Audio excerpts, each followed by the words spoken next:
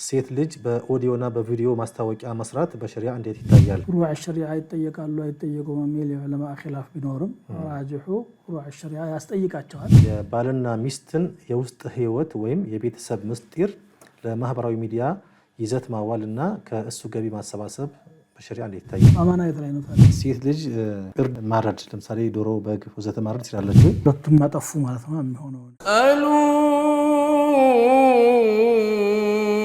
أهل الذكر إن كنتم لا تعلمون فاسألوا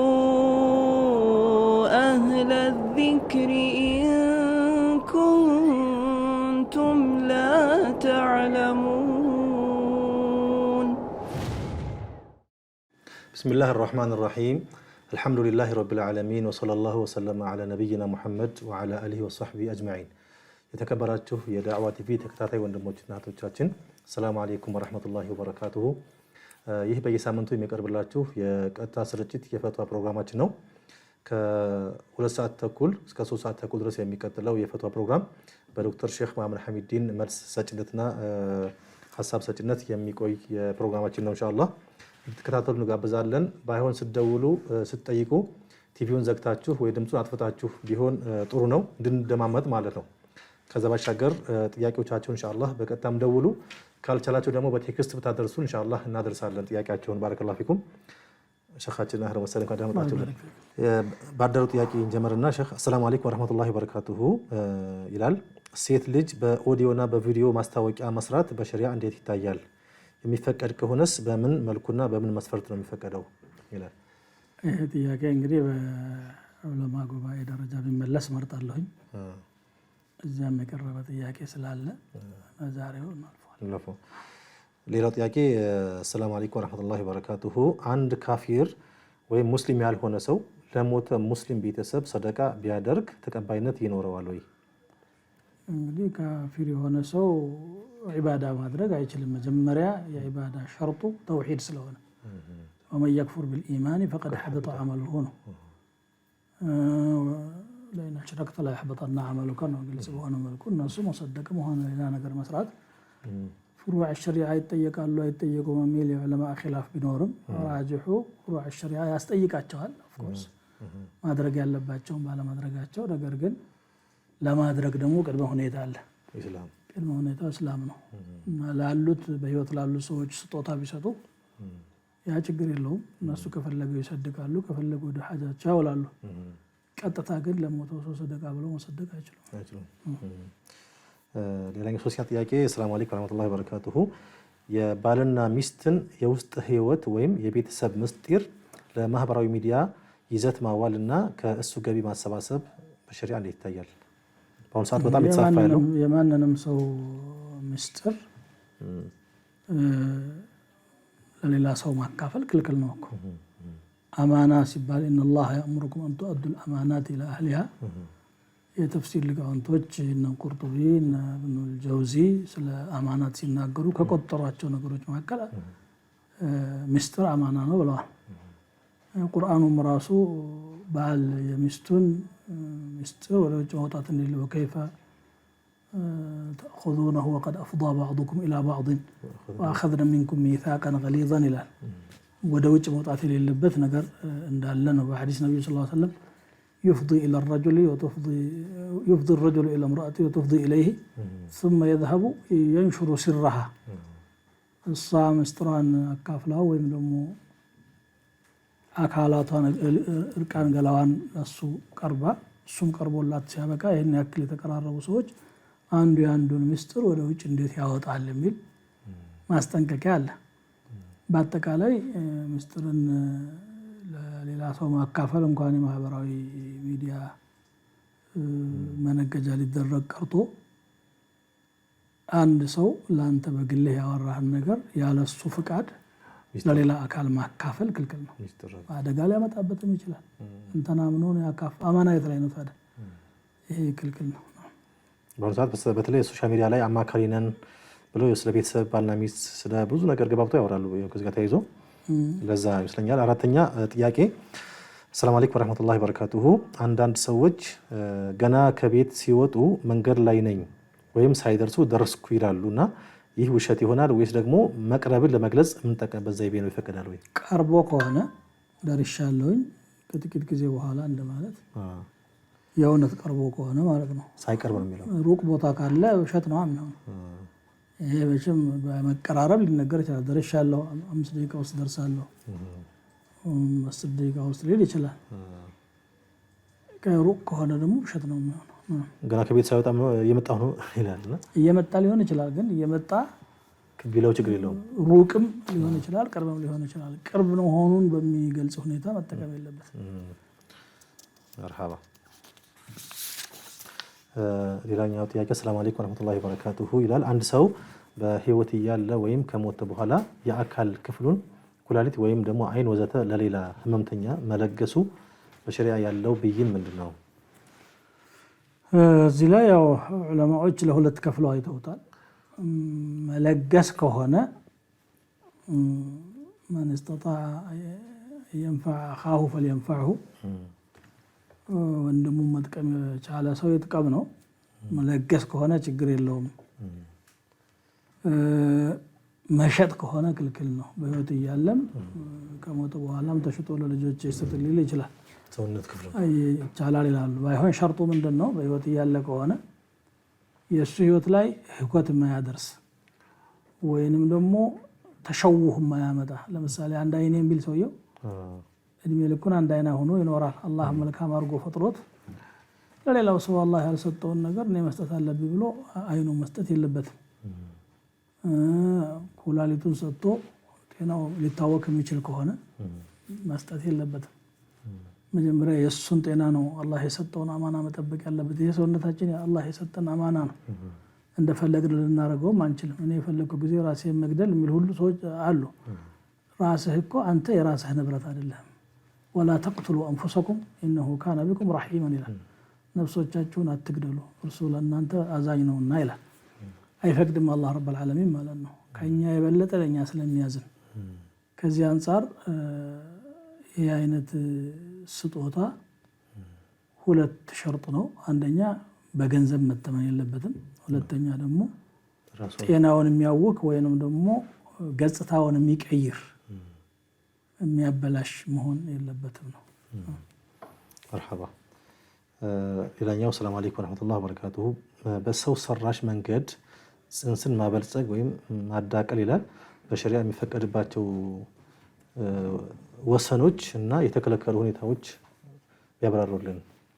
እንግዲህ ጽንስን ማዳቀል ማለት ምን ማለት እንደፈለገበት አናውቅም። ብዙ አይነት ማዳቀሎች ስለሚኖሩ ማለት ነው። ምናልባት የማትጸንስ ሴት ማህፀኗ ላይ ችግር ያለባት ዘሩን አገናኝቶ ጽንሱን በሌላ ቦታ የተወሰነ እድገት እንዲያልፍ ማድረግ ከሆነ ይሄኛው ይቻላል ብለዋል። የባሏ እስከሆነ ድረስ ከራሷ ከሐላል ባሏ ዘር ተወስዶ ከሷ ዘር ተወስዶ ሰዎች ያበለጽጉበትና የሚያድግበት ሁኔታ ካላቸው አገናኝተው ያ ችግር የለውም። የሌላ ሰው ዘር ሐራም የሆነ ማለት ነው። እንደ ዚና ልጅ ነው የሚሆነው። ያ ደግሞ ለምሳሌ ማህፀን ኪራይ ያሉ የሚሉት ነገር አለ። እኔ ማርገዝ አልፈልግም ይላሉ ሀብት ያላቸው እንግዲህ ሰዎች። ሰው ትጋብዝ ድረስ ነው የደረሰው። ስልጣን ያላቸው ስልጣን ያላቸው ያው ነገር በቃ ብቻ ይከለክላቸዋል። ልጅ ደግሞ እንዲኖራቸው ይፈልጋሉ። ገንዘብ ከፍለው በሌላ ሴት ማህፀን ውስጥ እንዲያድግ አድርገው ወይም በሰው ሰራሽ እቃ ውስጥም የተወሰነ ርቀት ሊሄድ ይችላል። በዚህ መልኩ የሚያደርጉ ይሄ ክልክል ነው። ራሷን መጸነስ የማትችለውን ሌላ የተዳቀለ ጽንስ ወደ ማህፀኗ በማስገባት ልጅ ለማግኘት የሚደረግ ሙከራም ካለ ይህም ክልክል ነው። እሱ አይደለም የእሷ ዘር ስላልሆነ የባሏም ሐላል ዘር ስላልሆነ ማለት ነው። አንድ ሴት የራሷ ዘር ያልሆነ ሌላ ቦታ ላይ የሐላል እንትን መጸነስ ያልተጸነሰ ማህፀኗ ውስጥ ማስገባት ማለት ሐራም የሆነን የዘር አካል ሰውነት ውስጥ ማስገባት ስለሆነ ሁክም ዚና ይኖረዋል ማለት ነው። መርሐባ ጀዛኩሙላሁ ኸይር።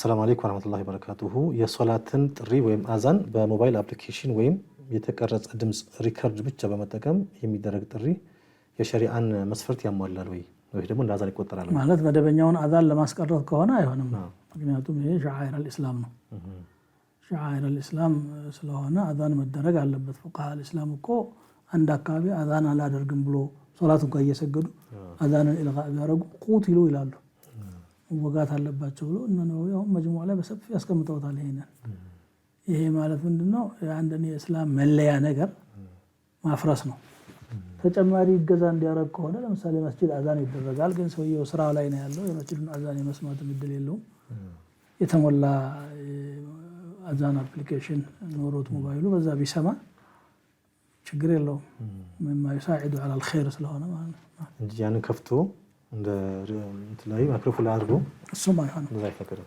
ሙአዚን መኖር አለበት የአላህን ስም የሚያወሳና ከፍ የሚያደርግ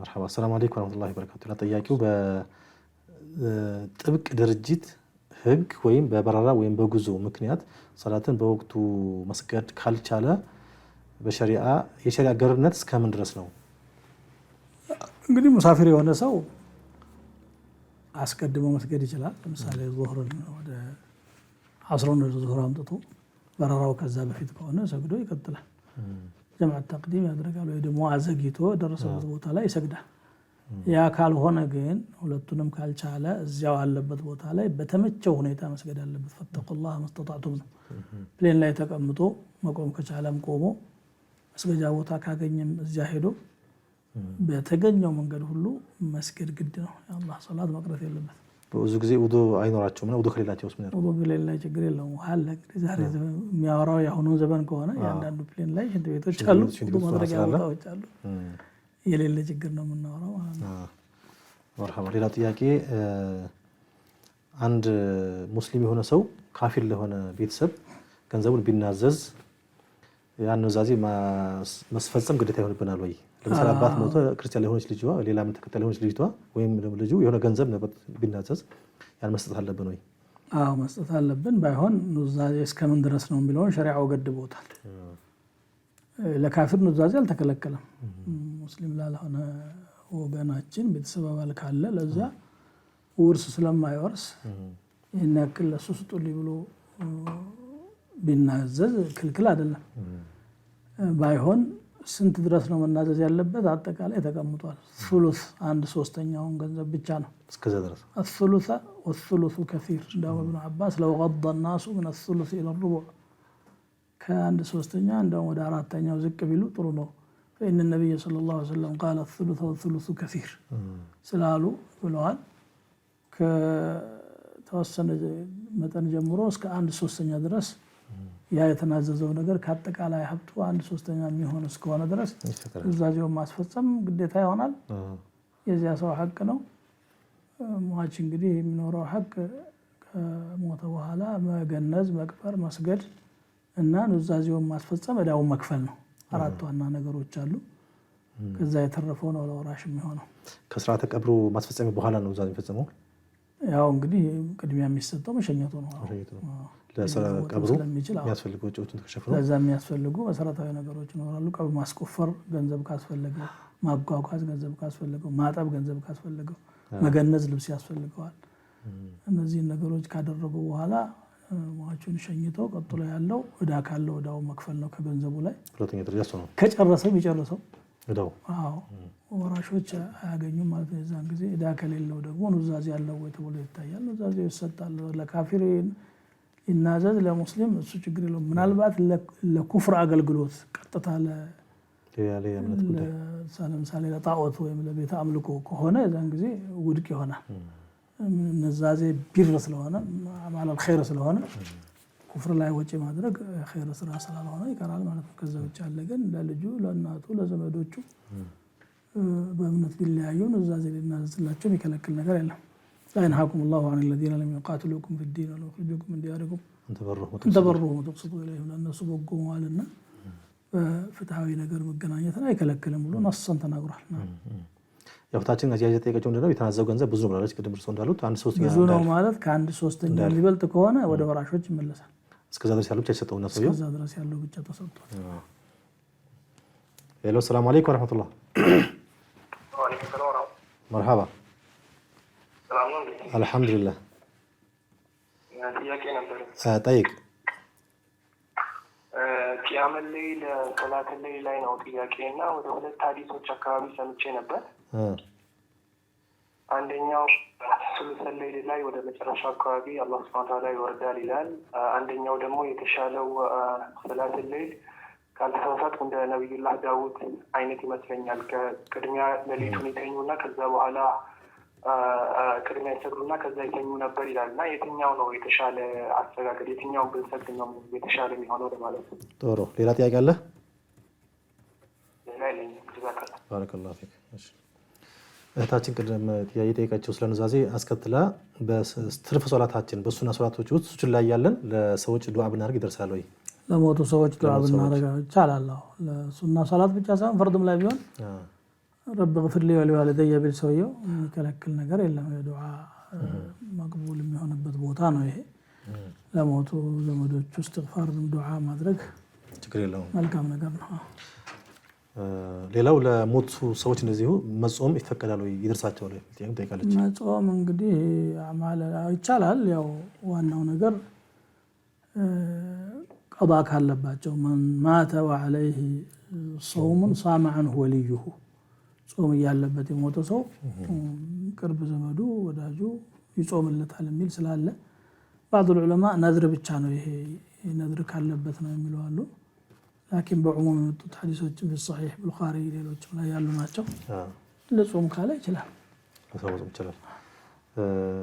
ሌላ ቀብልያና በዕድያን በተመለከተ 4 ረካዓ ያይዘው የሚሰግዱ ሰዎች አሉ። እንደዚህ ዊትርን ያይዘው የሚሰግዱ አሉ ሳያሰላሙት ብላ ጠይቃለችና ችግር የለውም። 4 ረካዓ ለምሳሌ ዙህር ቀብልያ 4ቱን አንድ ላይ ቢሰግድ ሰውየው ሶላትህ ተበላሽቷል አንለውም። እንደው የተሻለው 2 አድርጎ መስገድ ነው ከማለት የዘለለ የሚከለክል የለም። ዊትርም ላይ ያው እንደ መግሪብ አታርጉ የሚል ሐዲስ አለ። ለዊትራን ከሌለቴን አይደለም 3ቱን ረካዓ አንድ ላይ እየሰገደ ሁለተኛውም ሶስተኛውም ላይ መቀመጥን ነው ያ ሐዲስ የሚከለክለው። መግሪብን አታስመስሉ የሚል ሐዲስ አለ። ለፍዙን ትንሽ ያከሩ ብለው ከላምራ ላይ ነው አለ። ያ ባይሆን ይመረጣል። 3ቱን አንድ ላይ ከሰገደ 3ቱን ብቻ አይደለም ይፈልግ 7 ይፈልግ 5 ይፈልግ 9 ይፈልግ 11 ድረስ አከታትሎ ሳያቋርጥ መስገድ ይችላል። ያው ዊትር ተብሎ ይጠራል። አንዱ አለ ብቻ መስገድ ይችላል። 2ቱን ሰግዶ እንደገና አንዱ አለ ብቻ ይሄ ሁሉ ዋሲዕ ነው፣ ችግር የለውም። ባይሆን 3ቱን አንድ ላይ ከሰገደ የመጀመሪያ ተሽሁድ መቀመጥ የለበትም የሚሉ ሐዲሶች ስላሉ ግን አሁን አንዳንድ ሀገር ያለችውም የሐነፊ መዝሐብ ተከታዮች ይመስሉኛል። ሐነፊ መዝሐብ ተከታዮች ዊትር እነሱ ዘንድ ዋጅብ ነው። ዋጅብ የሚሉትና ፈርድ የሚሉትን ይለያሉ። የሚሰግዱት ደግሞ ያው እንደ መግሪብ መጀመሪያ ተሽሁድም ተቀምጠው ነው። እንዲህ አይነት ቦታ ላይ የሄደ ሰው በጀማዓ የሚሰግድ ከሆነ ብሎ አብሮ ቢሰግድ ይሻላል። መቅቡል የሆነ እውቅና ያለውና በመላው ዓለም ሙስሊሞች ዘንድ ትራፊ ያለው መዝሐብ ነው። ያንን እንደ ሙንከር አድርጎ መመልከት ተገቢ አይደለም። ጀማዓ ከመሰንጠቅም አብሮ ይስገድ። ሌላው ቂያም ሌሊት በተመለከተ ሱሉሱል ሌይል አላህ ወደ ስለሚወርድ ወደ ሰማው ዱንያ እሱን የሚበልጠው ወይስ እንደ ነብዩላህ ዳውድ መስገድ የሚበልጠው? አይሻ ሐዲስ ይሄንን መልስ ይሰጣል። من كل الليل قد أوتر رسول الله صلى الله عليه وسلم من أوله ووسطه وآخره ከሁሉም የሌሊት ክፍል ነብዩ ሰለላሁ ዐለይሂ ወሰለም ወትር ሰግደዋል። መጀመሪያ ላይ ሰግደው የተኙበት ጊዜ አለ። መሃል ላይ ተነስተው ሰግደው እንደገና አርፈው እንደገና ለፈጅር የተነሱበት አለ። መጨረሻ ላይ ሰግደው በዛ ወደ ፈጅር የሄዱበት ሁኔታም አለ። ግን መጨረሻ ላይ حتى انتهى وتره ثم انتهى وتره الى السحر ወኋላ ላይ ደግሞ ወደ መጨረሻው ሌሊት ላይ አድርገዋል። የነብዩላህ ዳውድ የሚለው ደግሞ እያረፉ ተወሰነ ሰግደው ሲያበቁ ይተኛሉ። እንደገና ተነስተው ይሰግዳሉ። እንደገና ደግሞ መልሰው አረፍ ይላሉ። ይሄም እንግዲህ እያረፉ መስራትም ችግር የለውም። ረፍቱም ለሰላቱ ዝግጅት ስለሆነ ማንነው حذيفة بن اليمان رضي الله تعالى عنه وإني لا أحتسب نومتي كما أحتسب قومتي له من يتعينم أجر تصفى رقبت الله مقومين أجر تصفى لما رقوا من يتعوم لزججت سلوانا مالتنا ስለዚህ የትኛውም ሰዓት ላይ ቢሰግድ ሁሉም ኸይር ነው። የተሻለ በላጭ የሚሆነው ግን አኺር ሌሊት ላይ ቢሆን ነው። مرحبا ሌላኛው ጥያቄ ሰላም አለይኩም ወራህመቱላሂ ወበረካቱሁ ከወለድ ነፃ የባንክ አገልግሎት ወይም ኢስላሚክ ባንኪንግ በሚሰጡ ተቋማት የሚደረጉ የሙራባህና የቤት ወይም የመኪና ግዢ ውሎች ሙሉ በሙሉ ከሪባ የጸዱ ናቸው ለማለት የሚያስችሉ ሸሪዓዊ መስፈርቶች ምንድናቸው ያብራሩልን ይላል። ያው እንግዲህ ከተገዛ በኋላ ከተስማሙበት ውጪ ትርፍ የሚጠይቅ ከሆነ ሪባ ማለት ያ ነው።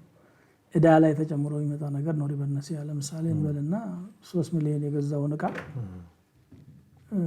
ከባንኩ በዚሁ ተዋውሎ ማለት ነው። መጀመሪያ እንግዲህ ትርፋቸው 500 ሺህ ነው እንበልና ከነትርፉ 3 ሆነ። ይሄንን መክፈል ያለበት የተወሰነ ጊዜ ላይ ጠብቆ መክፈል ነው ያለበት። 3.5 ክፈል የሚሉበት ሁኔታ ካለ ሪባ ይሆናል። ሪባ ማለት ሁለት አይነት ነው። አንደኛው ሪባ الفضل ነው። ይሄ ተመሳሳይ ነገሮችን ስንለዋወጥ ማበላለጥ ነው። ተመሳሳይ ነገር ላይ ብቻ ነው የሚሰራው። ስንዴን በስንዴ ገብስን በገብስ ወርቅን በወርቅ ذهب بالذهب والفضة بالفضة والتمر بالتمر والشعير بالشعير والبر بالبر وزنا بوزن كيلا بكيل مثلا بمثل سواء بسواء ይላል። ይሄንን ተመሳሳይ ነገሮች ካበላለጥ ሪባ الفضل ይባላል። በጊዜ ለውጥ ደግሞ የሚመጣ ትርፍ ካለ ለምሳሌ ዛሬ እኔ የምሰጥህን ወርቅ ነገ ስትከፍለኝ ጨምረህ የሚሆን ከሆነ ይሄ ደግሞ ሪባ الفضل ይባላል። እዚህ ባንኩም ላይ የተዋዋልንበት ነገር ላይ ሳይጨምር በዛው ፊክስድ በሆነ ዋጋ ተስማምተን ያንኑ የሚከፍል ከሆነ ሪባ የለም። ካለ ሪባ ነው። አሁን ያለው ሙራባህ ይሄ ነው። ሙራባህ ከአንድ ጊዜ ከተቀመጠው ጊዜ በማዘግየቱ የሚጨመር ብር አለ። የሚጨምር ብር ለዛ ለሸጠው አካል የሚመለስ ከሆነ ሪባ ነው። ለባንኩ የሚገባ ከሆነ አሁን በሚያወራው ስለዚህ ሪባ ነው። مرحبا ሌላው ጥያቄ ሰላም ካለ በኋላ በንግድና ህይወት ኢንሹራንስ እና በእስላማዊ የተካፉል ስርዓት መካከል ያለው ሸሪዓዊ ልዩነት ምንድነው? የቱ ይፈቀዳል የቱ አይፈቀድም? ተካፉል ማለት መተጋገዝ ነው። እሱ ተፍሲል አለው። ኢንሹራንስ ደግሞ ባልታወቀ አደጋ ላይ የተመሰረተ መሰብሰብ ነው እንበልና አንተ የመኪና ኢንሹራንስ ላይ ትገባለህ። ያውን አጋጣሚ ከደረሰብህ ከአንድ ወር በኋላ ሙሉ ነገር ይከፈላል። አንተ ያደረግከው አስተዋጽኦ ደግሞ ትንሽ ነው ከገባህበት ጀምሮ ማለት ነው። ስለዚህ 100 ሺህ ብር ከፍለህ ከሆነ 3-4 ሚሊዮን የሚከፈልህ ከሆነ አሁን ይሄ ቀጥታ ሪባ ነው። እንደገና እድሜ ልክህን ደግሞ አደጋ ሳይደርስብህ የሚቀር ከሆነ ደግሞ ያንተ ገንዘብ እየተሰበሰበ ነው ያለው። ይሄ ደግሞ ገረር ይባላል። ስለዚህ የተለያዩ ከሸራ ጋር የማይሄዱ ነገሮች አሉበት ኢንሹራንስ። ተካፉል ማለት መረዳዳት ነው። እኛ እንግዲህ አንድ ላይ የሆነ ነገር ሰብስበን ስናበቃ ለቸገረው ሰው ማድረግበት ነው። ሰላም አለይኩም ወራህመቱላህ። ወአለይኩም ሰላም ወራህመቱላሂ ወበረካቱ። መርሐባ ጥያቄ ለመጠየቅ ፈልጌ ነበር። ጠይቅ። አንድ ከኔ ጋር የሚሰራ ፓኪስታናዊ ሺአ ነው። እሺ በፊት የተወሰነ ጊዜ ከኔ ጋር ይሰግድ ነበር። እምቢ አልኩትና ብቻውን መስገድ። ይሄ ልጅ አሁን 8 ወር አካባቢ ይሆናል። 4 ወቅት ሰላት ብቻ ነው የሚሰግደው። 4 ወቅት ሰላት ፈጅር አይነሳም፣ አይሰግድም። 4 ወቅት ሰላቶች ያቆይቶ ባዘግይቶ ቢሆን ይሰግዳል። ፈጅርን አይሰግድም። አንዴ ሌላ ደግሞ ሲጨርስ አያሰላመትም። እሺ እጁን 2 ነው 3 ከፍ ያደርግና በዛው ይጨርሳል እንጂ አያሰላመትም። እሺ ስለዚህ ያለ ነው። እንዴት ነው ከዚህ ልጅ ጋር አለ ሙስሊም ነው ማለት ይቻላል ወይ? እንደ ያሰግድሃል እንዴ? ተከትለው ትሰግዳለህ? ያው ነው ጥያቄ። 2 ጥያቄ። አይ ተከትለው ትሰግዳለህ? አብራችሁ አትሰግዱም አይደለ? አሁንማ አልኩት። አዎ ብቻህን ስገዳር ወስዱ። በፊት የተወሰነ ጊዜ ከኔ ጋር ዝም ተከትሎ ይሰግድ ነበረ። የምታሰግደው አንተ ነበርክ? በደኝና ብቻህን ስገድ አልኩት። ኦኬ። ስለዚህ አንተ ያሳሰበው ምኑ ነው ማለት? አሁን አንድ ሰው 4 ወቅት ሰላት እየሰገደ ይሄ ልጅ ሙስሊም ነው ማለት ይቻላል ወይ ነው? አንዴ አያሰላምትም ከሸሪዓ አንፃር? መርሐባ። አንድ ሰው ሰግዶ ሳያሰላምት እንዴት ይሆናል? አራት ሰላት ብቻ እየሰገደስ እንደዚህ አይነት ነገር አለ ወይ? አይቼም ሰምቼም ስለማለት ግራ ገብቶ መርሐባ ሌላ ታውቃል አንተና የምታሰግደው እሱ ነበር የሚያሰግደው እኔ ነኝ እንጂ ከሱማ እንዴት ይሰግዳል? እኔ ነኝ መርሐባ ከኔ ነበር የሚሰግደው። ሌላ ጥያቄ አለ? አዲስም ስለነበረ ከብዶኝ ሌላ ጥያቄ አለ? የለኝም ይሄው ብቻ። መርሐባ ስለ ተካፉል ያወራ ነበር ኡስታዝ ሼህ ስለ ተካፉልና ስለ ኢንሹራንስ ልዩነት ያው እንግዲህ ማለት የምንችለውን ያክል ብለናል ይመስለኛል። ተካፉልን በተመለከተ ተካፉል ያው መተጋገዝና መረዳዳት ላይ የተመሰረተ ሪባ የሌለበት ገረር የሌለበት መተጋገዝ ነው። እሱ ችግር የለውም። ተካፉል የሚለው ቃሉ ራሱ መደጋገፍ መከፋፈል ምንድነው መረዳዳት ማለት ነው። ኢንሹራንስ ደግሞ እናውቀዋለን ሱራውን እንግዲህ የሚበቃና ባይበቃ ኢንሹራንስ ይኖር ይሆን? በጥቅሉ ሁሉ ማዘግተከለ ሪባና ከገረር ከሸሪዓ ጋር ሙዓመላ ጋር የሚጋጩ ነገሮች የጸዳ ከሆነ ስሙ ኢንሹራንስ ስለተባለ ብቻ ክልክል አይሆንም።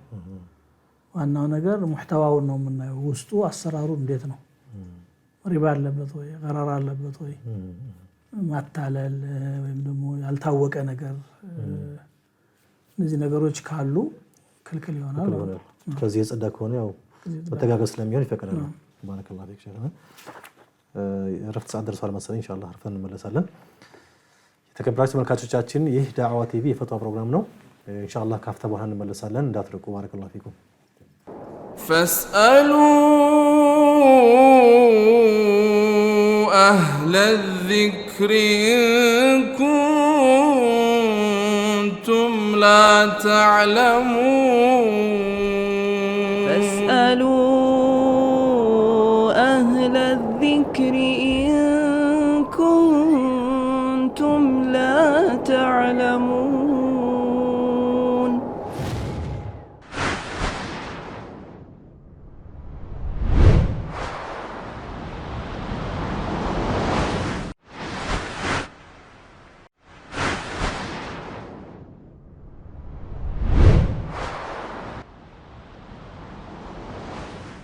السلام عليكم ورحمة الله وبركاته.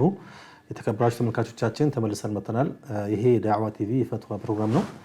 ኢንሻአላህ ጥያቄዎች ካሏችሁ ደውሉ፣ በቴክስትም አድርሱ። ኢንሻአላህ ጥያቄውን ሼክ ዶክተር መሐመድ ሐቢድ ይመልሱላችኋል። ስትጠይቁ ቲቪውን ዘግታችሁ ወይም ቀንሳችሁ ብትጠይቁ ጥሩ ነው። ሼክ አሁን ያደረ ጥያቄ ነው ያለው። አሰላሙ አለይኩም ወራህመቱላሂ ወበረካቱሁ። ሴትን መንካት አንዳንዶቹ ውዱ ያስፈታል ይላሉ፣ ሌሎች ደግሞ ችግር የለውም ይላሉና ትክክለኛው የትኛው ነው? ትክክለኛ ነው ብለን አንዱን መዳኘት አንችልም። ያው የመዝሐብ ልዩነት ነው። መንካት የሚለው በዚሁ ቃል ቁርአን ላይ ተጠቅሷል። ውዱ ከሚያፈርሱ ነገሮች መካከል አውላ መስቱሙ ኒሳ ይላል። መንካት ማለት ምንድነው የሚለው ፍቺ ላይ ነው የዑለማዎች ልዩነት የተፈጠረው። መንካት ማለት ጾታዊ ግንኙነት ነው።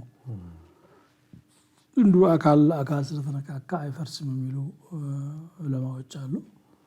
እና አቡ ሐኒፋ እና ኢማም አህመድ መዝሐብ ይሄ ነው። አይ መንካት ብሏልና አውለ መስቱም በሚልም ቀርቷል። መንካት ያፈርሳል የሚሉም አሉ። እንደው እንዲህ አይነቱ ነገር ላይ ከኺላፉ ለመውጣት መጠንቀቁ የተሻለ ሊሆን ይችላል፣ ግን ተርጂህ አይደለም። እሺ ሌላው ሰላም አለይኩም ወራህመቱላሂ ወበረካቱሁ። ሐፍረተ ገላን መንካት ተያያዥ ነው እዛው ጋር መሰለኝ። ውዱ ያስፈታል ወይስ አያስፈታም? እዚህ ላይ ያው ሰሒህ የሆኑ ግልጽ የሆኑ ሐዲሶች ስለመጡ ያፈርሳል ነው የምንለው። من مس الفرج فليتوضأ من مس ذكره فليتوضأ 17 ሰሃባ ገደማ ናቸው በዚህ ማዕና ሐዲስ ያወሩት።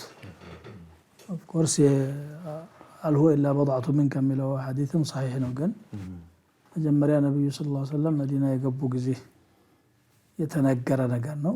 መዲና መጣሁ የሚለው ጠልቁል ማሊ ምን ማለት ነው? አልሁ ኢላ በضعቱ من ከማለት የሰውነት አካል አይደለም ወይ? ምን ችግር ያለው? አፍንጫ በተነካ ጆሮህን በተነካ እንደማይፈርሰው ሁሉ የማይፈርስም ብልት በተነካ የማይፈርስም ነው እሱ። ግን ይህ ሐዲስ መጀመሪያ ላይ የተነገረ ነው። በኋላ ቡስራ ብንቱ ሰፍዋን የምትባል ሰሓቢያ ያወራችው ሐዲስ አለ። እሷ ደግሞ ሰነተ 10 ተቅሪበ መጨረሻ ላይ የሰለመች ናት። ስለዚህ ያፈርሳል የሚለው ራጅህ ይሆናል። እዚህ ላይ የሴትም ወንድም ቢሆን ፈርተ ገላ ያው ነው። መቀመጫ ነው መቀመጫ አልጠየቀችም እሷ አያይዛ ግን ፈርጅ የሚለው በዛ ያካትታል መቀመጫንም ያው ነው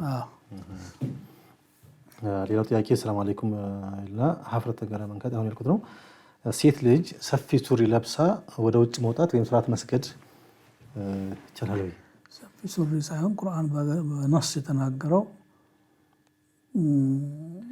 يا أيها النبي قل لأزواجك وبناتك ونساء المؤمنين يدنين عليهن من جلابيبهن ጅልባባቸውን በላያቸው ላይ ልቀቁ ጅልባብ ማለት ከላይ ተለብሶ ታች ድረስ የሚወርድ ነገር ነው ቀሚስ እንኳን ብትለብስ ከላይ ደግሞ ጅልባብ የሚባል ነገር ሊጣል ግድ ይሆናል ስለዚህ ሱሪ ለብሳ መውጣት አትችልም ነው ሰፋም ጠበበም መልበስ ያለባት ጅልባብ ነው ይሄ ነስ القرآن ነው ለምንም ድርድር የሚቀርብ ማለት ነው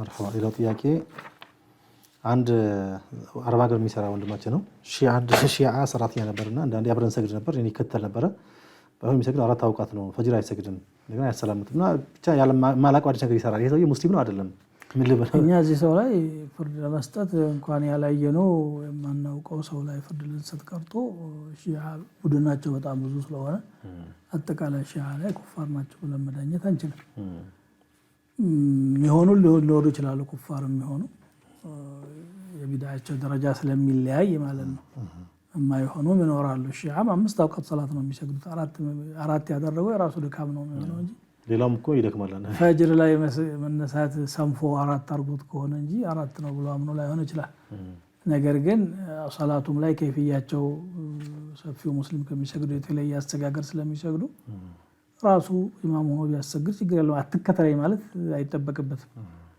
እሱን አይከተለው እንጂ ሌላው መጥቶ እሱን ቢከተለው ችግር የለውም ስለሱ ሙስሊምነት አለመሆን ደግሞ ጨነቅ የለበትም እሱን ሁክም መስጠት እኮ ማናውቀው ሰው ላይ ባየር ላይ ሁክም መስጠት አይቻልም እሱን ጨነቅ አይገባውም በዚህ ጉዳይ ላይ ምንም አይገባውም አይመለከት ያው ግራ ገባኝ ነው የሚሉት እንግዲህ በአካባቢ ያሉ ዑለማዎችን ደግሞ የጠየቀ እነዛን ሰዎች እንትን የሚያውቅ ሌላው ጥያቄ ሴት ልጅ እርድ ማረድ ለምሳሌ ዶሮ በግ ወዘተ ማረድ ትችላለች ወይ የሚቻል ከሆነ በምን መልኩ ነው የምታርደው እርድ ለማረድ እርድን ከፍያ እስከተጠበቀ ድረስ ጾታ ሸርጥ አይደለም ሴትም ወንድም ማረድ ይችላል ነው ችግር የለም በምን መልኩ ነው የምታረደው የሚል ጥያቄ አለ እዛው በምን መልኩ ነው የሚታረደው አጠቃላይ እንግዲህ ቢስሚላህ አላሁ አክበር ብሎ የሚቆረጡ አካላት አሉ ወደ ጀይን እና መሪ ምናምን ብሎ ፉቃዎች ያስቀምጡታል የደም ስሮቹን መቁረጥና ደሙ በትክክል እንዲፈስ ማድረግ ነው የሚጠበቅበት ሴት ሆነ ወንድ ይሄ ሸርጥ ነው ሴት ሆነ ወንድ ይሄን ማድረግ ነው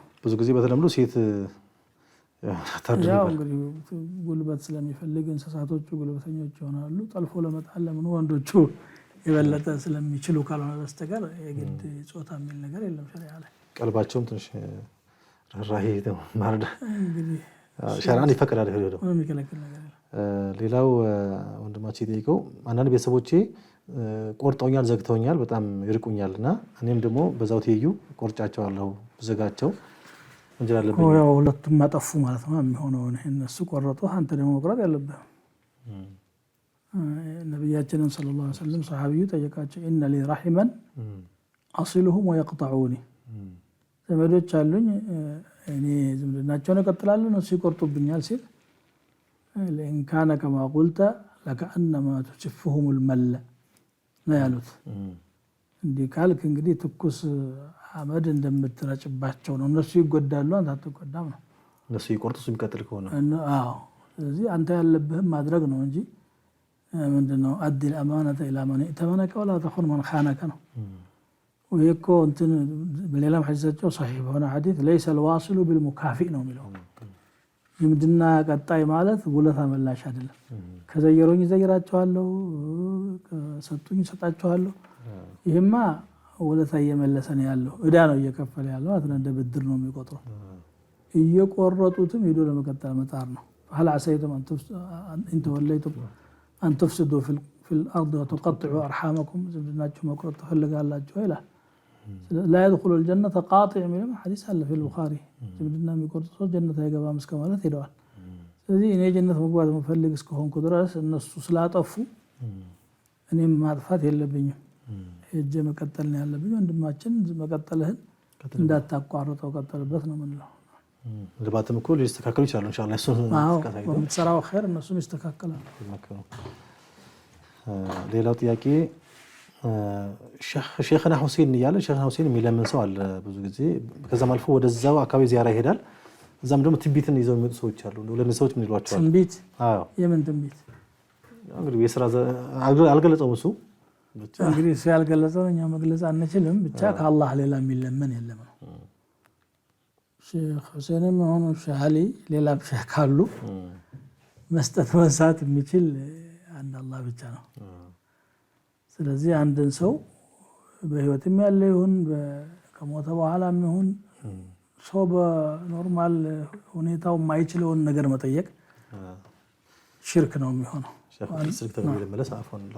ሰላም አለይኩም ወራህመቱላህ ወበረካቱ። መርሐባ ዳዋቲቪ ጥያቄ ነው ደግ ነበር። ተፈضل ጠይቅ። እናን ሙስሊሚን ሆኑ የኔ ቢጤዎች እነሱ በሚያመልኩ እናን ሙስሊም አልሆኑም ማለት ነው። እሺ የኔ ቢጤዎች አሁን ስለ ገብርኤል ስለ ማርያም ምናምን ብሎ የሚለምኑ ድመና አለ። አሁን ለነሱ መስጣት እንዴት ይታያል? የነሱ ችግረኞች ናቸው። እሺ ሌላ ጥያቄ አለ? ሌላ ጥያቄ የለኝም። መርሐባ። እሺ ተዘካለሽ። እሺ ወንድማችን ጥያቄ ሳን አልፈው ቀጥታ ጠይቀና አንዳንድ ወንድሞች ሙስሊም ያልሆኑ ሰዎች ሲለምኑ ያው በገብርኤል በማርያም ምናምን ይላሉ። በሚያምኑበት ይጠይቃሉና ሙስሊም ለሆነ ሰው ይላል። ጥያቄውን ሌላ ጥያቄ ልቀበልና ልመለስ። ሰላም አለይኩም ወራህመቱላህ። አሎ ሰላም አለይኩም። አለይኩም ሰላም ወራህመቱላህ።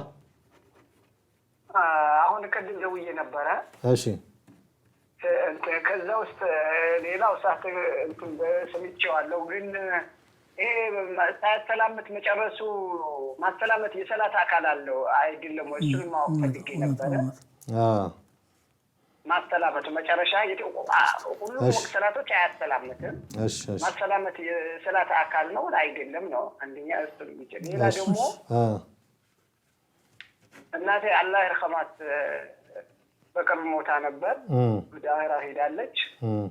ምናልባት አቅሜ በሚችለው ነገር ለማድረግ ምናልባት ተወዳጅ የሆኑ ነገሮች ምን ከኔ እንደሚጠበቅ ፈልጌ ነበር። በጣም ጥሩ። ሌላ ጥያቄ አለ? በቃ ተከታተለው እንደምን ኢንሻአላህ ታገኛለህ መልስ።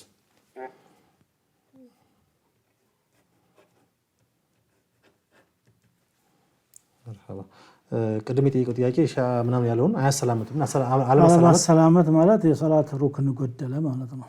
ስለዚህ እንዳልሰገደ ይቆጠራል። ይሄ እንደ ተክቢረቱል ኢህራም ሁሉ ማሰላመትም ሩክን ነው። ምንድነው? افتتاحه التسليم التكبير وتحليله التسليم። ሰላት መጀመሪያዋ አላሁ አክበር ነው። መጨረሻዋ ደግሞ ሰላም አለይኩም ወራህመቱላሂ ወበረካቱሁ ነው። ስለዚህ ማሰላመት አለበት። ካላሰላመት እንዳልሰገደ ይቆጠራል። ሰላም አለይኩም ወራህመቱላህ። ሄሎ ሰላም አለይኩም። ወአለይኩም ሰላም። ዳዋቲቪ ጥያቄ ነበረኝ። ተፈضل ጠይቅ። ስርቆት እንትን ነው ጥያቄ ነው። እሺ የተደበቀ ነገር ወይም ደግሞ በጥብቅ የተቀመጠ ነገር ሀጅ ሲኖረው መቆረጥ ምናምን ግን በኃይል በቅሚያ በዝርፊያ የሚሰረቀው ሰውዬ እንዴት እጁ ላይቆረጥ ይችላልና ቅጣት ላይ ተገበርበት ይችላል የሚለውን ማብራሪያ ፈልጌ። የት ነው ይሄ የማይተገበረው? ለምሳሌ በሐዲስ አሁን ከዲናር ርቡ ግማሽ ምናምን ይላል ሰሪቃ ስርቆት ሲሆን የሚሆነው ደግሞ በድብቅ የሰረቀ ነው እንጂ በኃይል በዝርፊያ ምናምን በጉልበት የሚዘርፈው ሀድ የለውም እጁ አይቆረጥም የሚል ስላለ ነው። እሺ ሌላ ጥያቄ አለ? እሺ እሺ ወደ ሼኾችን የሚጠይቁ ሰዎች ሼኽ ሁሴን ብሎ ጠይቋልና ካያይዘው ጠይቁ ምንድነው ዚያራም ወደዛው ይሄዳሉ። እንግዲህ መጠየቅን በተመለከተ ነፍዕና ዱር የሚመልከው መጥቀምና መጉዳት መስጠትና መንሳት የሚችለው አላህ ብቻ ነው። ከአላህ ሌላ ያለ መለመንም ከልክሏል። ወአነል መሳጅደ ሊላሂ ፈላ ተድዑ መዐ አላሂ አሐዳ ይላል። ከአላህ ጋር ማንንም አትለምኑ፣ አትጣሩ፣ እርዳኝ ድረስልኝ አትበሉ ነው። ነቢያችንም ሰለላሁ ዐለይሂ ወሰለም ኢዛ ሰአልተ ፈስአልላህ ሐዲስ ኢብኑ አባስ عند الترمذي ከጠየቅ ከአላህም ብቻ ጠይቅ፣ ወኢዛ እስተዐንተ ፈስተዒን ቢላህ እርዳታ ከፈለግ አላህም ብቻ እርዳታ ጠይቅ። ከዛ ሌላ ያለው ሊረዳም ሊጠቅሙ ሊነሳም አይችልም ነው እና ይሄ መሆን የማይገባው የሽርክ አካል ነው። ያ የምንጠይቀው ሰው ጥሩ ሰው ሊሆን ይችላል፣ ሷሊሕ ሰው ሊሆን ይችላል፣ ነብይ ሊሆን ይችላል፣ መላኢካ ሊሆን ይችላል። ግን የማይገባው ነው። ነቢዩ ሰለላሁ ዐለይሂ ወሰለም ራሳቸው ላ ቱጥሩኒ ከማ አጥረት ነሳራ አልመሲሕ እብነ መርየም ኢነማ አና ዐብዱሁ ፈቁሉ ዐብዱላሂ ወረሱሉሁ። የመርየም ልጅን ዒሳን ነሳራዎቹ እንዳጋነኑት ረፈዑሁ ሚነል ንቡወቲ ኢለል ቡኑዋ ይላሉ። ከነቢይነት ማድረግ ይልቅ የአምላክ ልጅነት ወደሚል አሸጋገሩት። የማይመጥነው ሊያገኘው የማይችለው ማንም ፍጡር። ምክንያቱም አላህ ለም የሊድ ወለም ይውለድ። እንደዚህ እንዳጋነኑት ብሎ እናንተም አታጋኑኝ፣ የማይሆን ነገር አትበሉ፣ እኔ የአላህ ባሪያና የአላህ መልእክተኛ ነኝ፣ የአላህ ባሪያ መልእክተኛው ብላችሁ ግለጹ ብለዋል። ስለዚህ መለመን አይቻልም። ዚያራ ቀብር የሚዘየረው ለሁለት ነገር ነው። ቀብር መዘየር ሱና ነው፣ ይህ ግልጽ ሊሆን ይገባል። ነቢዩ ሰለላሁ ዐለይሂ ወሰለም መጨረሻ ላይ ፈቅደዋል። ኩንቱ ነሀይቱኩም ዐን ዚያረቲል ቁቡር ፈዙሩሃ ፈኢነሃ ቱዘኪሩኩሙል አኺራ። ግን ለሁለት ነገር ነው የምንዘይረው። አንደኛው ሞትን ለማስታወስ ነው፣ ቱዘኪሩኩሙል አኺራ ብሏል። እዛ መቃብር ቦታ ስትሄድ ሁሉም አይነት ሰው አለ። ሹማምንቱ፣ መኳንንቱ፣ ሀብታሙ፣ ዝነኛው፣ ደሃው፣ ምስኪኑ፣ ወንዱ፣ ሴቱ፣ ትልቁ፣ ትንሹ እዛ አለ። ስለዚህ የዓለሚቱ ጠፊ መሆኗን በማስታወስ ወደ ልባችን እንድንመለስ ይጠቅመናል። ትቢት ካለብንም ትቢታችንን ሰበር እንድናደርግ ያግዘናል። ለዚህ ዓላማ ይጎበኛል። ሁለተኛ ደግሞ ለነዚህ ዓለማዎችም ለራሳችንም ዱዓ እናደርጋለን። እነሱን አይደለም የምንለምነው፣ አላህን ነው የምንለምነው። ነቢዩ ሰለላሁ ዐለይሂ ወሰለም ያስተማሩን ይህንን ነው። አሰላሙ ዐለይኩም አህለ ዲያር ሚነል ሙስሊሚን ወልሙእሚኒን፣ የዚህ ሀገር ሰዎች ሙስሊሞች ሙእሚኖች የሆናችሁ ሰላም በእናንተ ላይ ይውረድ። ወኢና ኢንሻአላሁ ቢኩም ላሒቁን፣ እኛም ወደ እናንተ ተጠጊዎች ነን፣ ነገ ቤታችን ይኸው ነው ማለት ነው። ከዛ ቀጥሎ ምን አሉ? የግፊሩላሁ ለና ወለኩም፣ እኛንም እናንተንም አላህ ይማረን። አንቱም ሰለፉና ወነሕኑ ቢልአሰር፣ እናንተ ቀዳሚዎቻችን ናቸው፣ እኛ በፈለጋችሁ ተከታዮች ነን ይሉ ነበረ። ሰው ስንቀብርም ደግሞ እስተግፊሩ ሊአኺኩም ፈኢነሁ ልአነ ዩስአል ወሰሉ ለሁ ተስቢት፣ ለወንድማችሁ ምህረት ለምኑለት፣ ጽናት አላህ እንዲሰጠውም ለምኑለት፣ አሁን ይጠየቃልና ብለዋል። ለሞተውም ሰው ዱዓ እናደርጋለን፣ ራሳችንም ዱዓ እናደርጋለን። ከዚያ በዘለለ እዚያ ሂዶ ማልቀስ፣ መወራጨት፣ ስርዓት ማጣት ካለ አላህ ጋር ጸብ ያመጣል። ሁለተኛ ደግሞ ያን እዛ ሙታኖችን ድረሱልኝ ይርዱኝ ማለት ደግሞ ሽርክ ነው የሚሆን። ለራሳቸው መድረስ እኮ ስለማይችሉ ነው የሞቱት ሰዎች ናቸው። እነሱ ዱዓ ይደረግላቸዋል እንጂ እኛን መርዳት የሚችሉበት ምንም አቅም የላቸውም። እኛ ማንረዳቸውም፣ እነሱም አይረዱንም። የሚረዳው አላህ ብቻ ነው። ይሄ ፍንትውል የሚገባው ነው ማለት ነው። ያው ተያይዞ እዚህ ጋር ለዚያራ ብሎ መሄድስ፣ ዚያራን ገለጽኩኝ። ዚያራ ለመሄድ ረጅም ጉዞ መሄድ አያስፈልግም። ቀብር መጎብኘት ነው። ቀብር ወዳለበት ገለል ብለህ ሞትን ለማስታወስና ዱዓ ለማድረግ ነው። አለዛም ደግሞ አለበት ቦታው ዱዓ ማድረግ ይችላል ለሞተ ሰው። መርሐባ። ሌላው ጥያቄ አንዳንድ ሰዎች የተወሰኑ የቁርአን አንቀጾችን መርጠው ይጠላሉ። የሆነ መልእክታቸውን ክበብ በማየት የሚጥሉ ሰዎች አሉና ይጠላሉ። እንዴት? ቁርአኑ ያው አንዳንድ አያዎቹን ለምን እንደዛ የሚል በቴክስት ደርሰው የአላህን ቃል መጥላትማ አላህ ጋር መጣላት ነው የሚሆነው። አላህ ያወረደው ሁሉ ሕክማና ዒባር ነው። እነዚያ አያዎች የሚያስጠነቅቁትን መጥፎ ነገር ነው መጥላት ያለብን። ስለ መጥፎ ሰው ተናግሮ ከሆነ ስለ ሸይጣን ተናግሮ ከሆነ ሸይጣን ተከታይ ላለመሆን መጣር ነው። ያስተማሩትን መልካም ነገሮች መከተል እንጂ አላህን ቁርአን መጥላትማ ይሄ ሌላ ጸብ ነው የሚያስከትለው። ሌላው ሙስሊም ያልሆኑ ወገኖች በቅድም ተመልሷል መሰለኝ። ይሄ ሙስሊም ያልሆኑ ወገኖች በሌላ በገብርኤል በማርያም በኢየሱስ ብለው ይለምናሉ። እንግዲህ ለዛ ለገብርኤል ብሎ ከሰጠ ለገይሪላህ ነው የነየተውና ሽርክ ይሆናል። እንደው ድሃ ነው ቸግሮት ነው የሚለው ምን ብሎ ቢሰጥ ግን ችግር የለውም። ያው አስተካክሎ መስጠት የሚሻለው ያው ችግረኛ ነው የሚለምንበት ቋንቋ ያ ሆኖ ነው እንጂ በአላህ ብሎ አይደለም። እምነቱ ያ ነው። ተቸግሯል፣ ርቦታል፣ ታርዟል። ሰደቃ ጣል አድርጎ መሄድ የሚከለክል የለም። في كل كبد رطبة أجر። ሌላው ያው በስርቆት እጅ እንደሚቆርጥና ሐድ እንዳለ እናውቃለን። ግን በቅሚያ ይሄ ሐድ አለ ወይ? ሸሪዓው ያለውን ነው የምንከተለው። እንግዲህ ሸሪዓው በስርቆት ይቆረጥ ብሏል። ስርቆት የሚባለው ነገር ነዛላ ነው። ይሄ ምንድን ልበልህ ረካሽነት፣ ወራዳነት ነው። ሰርቶ ላለመብላት እየተሽለኮለኩ የሰውን ንብረት መቀማት ነው። ይሄንን ባህሪ ከስር መሰረቱ መንቀል ይፈልጋል ሸሪዓው። ስለዚህ በዚህ ይቆረጥ ብሏል። ኒሳብም አስቀምጦለታል። ሌላውን ግን ይሄ ኑህባ ዘረፋን ደግሞ ወንጀል ነው እሱ። እንደውም አገር በሚያውክ ደረጃ መሸፈት ከሆነ ደግሞ ከዛም አልፎ እጅግሩ ይቆረጥ ብሏል። ከእነማ ጀዛኡ الذين يحاربون الله ورسوله ويسعون في الأرض فسادا أن يقتلوا أو يصلبوا أو تقطع أيديهم وأرجلهم من خلاف أو ينفوا من الأرض። ስለዚህ ደረጃዎቹ ይለያያሉ። እዚህ ላይ ደግሞ እጅ ይቆረጥ አላለም ሸሪዓው። ያንኛውንም እየቆረጥን አይደለም፣ ሸሪዓውን የመተግበር አቅም ስለሌለን ማለት ነው። ስለዚህ ሸሪዓ ያለውን ነገር ባለበት መልኩ መቀበል እንጂ መፈላሰፍ አያስፈልግም። ድሮም ሙልሂዶች አንስተውት ነበር። አቡል ዐላኢ አልማዕሪ የሚባለው ሰውዬ እኮ የዱን ቢ50 አስጀደን ውድየት ማ ባሉሃ ቁጢዐት ፊ ሩብዕ ዲናር ያለ 500 ዲናር ዋጋ የተከፈለላት ዲያ የተከፈለላት እጅ ሩብዕ ዲናር ስትሰርቅ ደግሞ እንዴት ትቆረጣለች አለ። እንዴ አንተ ፍልስፍና አይደለም የሚሰራው እዚህ ላይ ወህይን የሚያመን ሰው። ቀጥሎ ደግሞ ምን አለ? يدم ب500 عسجة وديت ما بالها قطعت في ربع دينار تناقض ما لنا إلا السكوت له وأن نعوذ بمولانا من النار ያለ ይሄ እኛዋ ማጅበርበሪያ ናት። ተናቁድ ነው ብሎ የአላህን ቃል እርስ በርስ የሚጋጭ ነው ብሎ ከተናገረ በኋላ አላህ ከሳይ ጠብቀኝ ይላል። እሳት የሚያስገባውን ነገር እየሰራ ማለት ነው።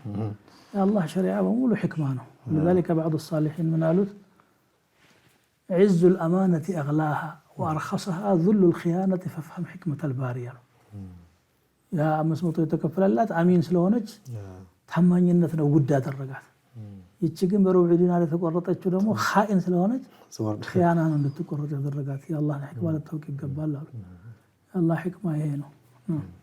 ከዛ ውጭ መፈላስፍ አያስፈልግም። የመጣ መቀበል ነው። ዙር ለምን 4 ሆነ?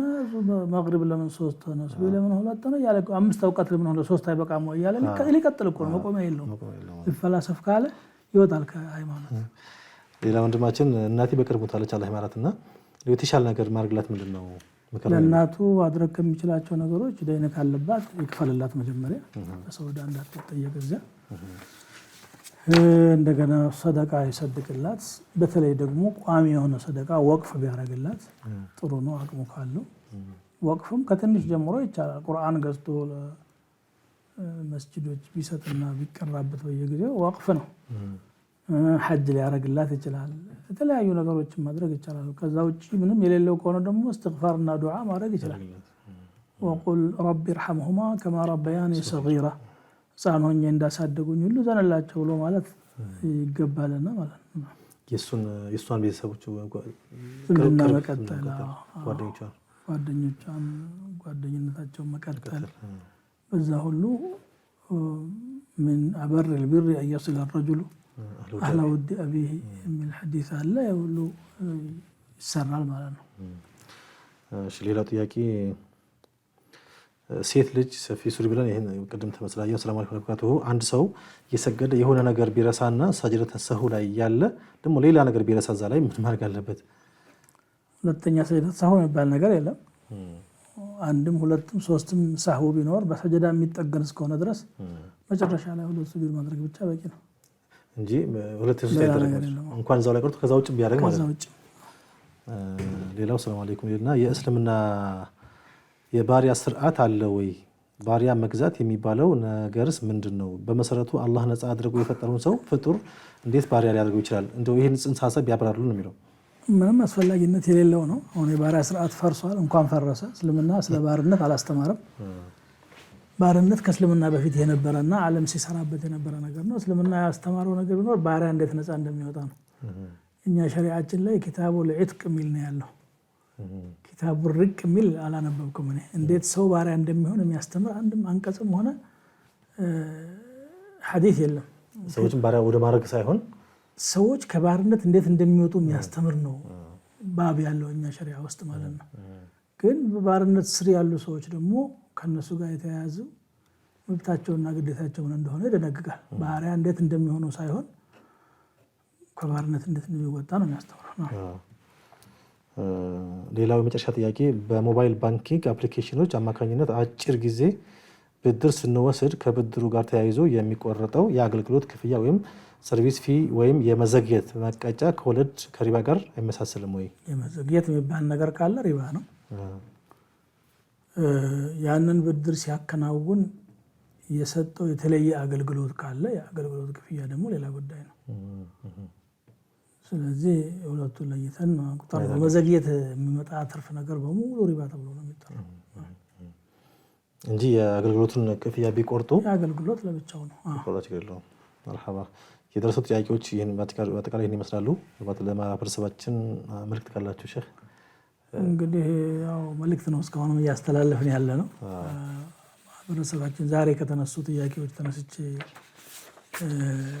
የምሰጠው መልስ የምንጠይቃቸው ጥያቄዎች ከምንሰራው ነገር ጋር የተገናኙ ቢሆኑ አሁን በባሪያ ዙሪያ ያለው ጥያቄ ምናምን ከተጨባጫችን ፍጹም የወጣ እንደው ምን ልጠይቅ አይነት ነገር ነው። አልሐምዱሊላህ ያው መልስ ሰጥተናል። ከተጨባጭ ጋር የተገናኙና እኛ መልስ ስናገኝ ወደ ስራ የምናዞረው ነገር ቢሆን ብሎ ፍዱል እንዳይሆን ማለት ነው። ምክንያቱም ነብዩ ሰለላሁ ዐለይሂ ወሰለም ነሃ አን ዑሉጣቲል መሳኢል የሚል አተሮች አሉ።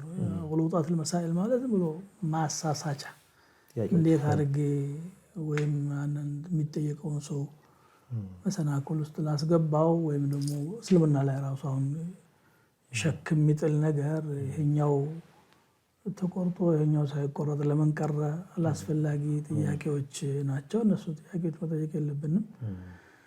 ስንጠይቅ ደግሞ መጀመሪያውንም ጥያቄያችንን አዘጋጅተን አደራጅተን ቢሆን የሌላውንም ጊዜ ለመቆጠብ የሚያግዝ ነው የሚሆነው። መጠያየቅ አስፈላጊ ነገር ነው። መጀመሪያ ሰላው አለ ዚክር ነው። እኛም እዚህ ቁጭ ብለን መልስ እንሰጣለን ብለን መከራ የምናየው ህብረተሰባችን እውቀት የሚያገኝበት አንዱ መንገድ ከሆነ ብለን ነው። ለዚህ ብሎ የምናውቀውን ግልጽ የሆነውን ነገር እንመልሳለን። የማናውቀውን ደግሞ ሳናቅማማ ይሄንን አናውቀውም ወይም ደግሞ ጊዜ ሰጥተን ማየት አለብን ወይም ወደ ዑለማው የፈትዋ ኮሚቴ መመለስ አለበት። ዛሬ አልሐምዱሊላህ ፈትዋ የሚሰጥ አካል ስለተደራጀ ያን የምንመልሰው መንገዶቹ ብዙ ናቸው። የግድኛ ካላወቅን አላወቅንም ነው። ይሄ አማና ስለሆነ የአላህ ዲን ነው። ምንድነው ወላ ተቅፉ ማ ለይሰ ለከ ቢሂ ዒልሙን ኢነ ሰምዐ ወልበሰረ ወልፉአደ ኩሉ ኡላኢከ ካነ ዐንሁ መስኡላ። ማታውቀውን ነገር አትናገር። ጆሮህም ልብም አይንም የሚጠየቁበት ነገር ነው። ምን አየህ፣ ምን ሰማህ፣ ምን አሰብክ ተብሎ እሱ ሊጠየቅ ስለሚችል ጥንቃቄ ማድረግ ያስፈልጋል ነው። ምንችለውን ያህል ጥንቃቄ ማድረግ ነው። ህብረተሰባችንን ማስተማር የምንችልባቸውን ዘዴዎች ሁሉ እየተጠቀምን ደግሞ መልእክቱ እንዲደርሰው ጥረት እናደርጋለን። አላህ እንግዲህ ኸይሩን ይወፍቀን፣ ከስተትም ይጠብቀን። ጀዛኩሙላሁ ኸይር። ባረከላሁ ፊኩም ሼህ፣ በጣም እናመሰግናለን። አላህ ይጠብቅልን። የተከበራችሁ ተመልካቾቻችን የዛሬው የፈትዋ ፕሮግራም እዚህ ላይ ተቋጭቷል። ኢንሻአላህ ቀጣይ ሳምንት አላህ ካለ እንገናኛለን። እስከዛ ድረስ ጥያቄዎች ካሏችሁ በቴክስት ብታደርሱን በቀጣይ እናደርስላችኋለን። ኢንሻአላህ እናቀርባለን፣ መልስ ታገኛላችሁ። በሰማነው በተናገርነው ሁላችንም ተከብር አላህ ያድርገን። ወሰላሙ አለይኩም ወራህመቱላሂ ወበረካቱሁ። ፈስአሉ አህለ ዚክሪ ኢን ኩንቱም ላ ተዕለሙን ፈስአሉ አህለ ዚክሪ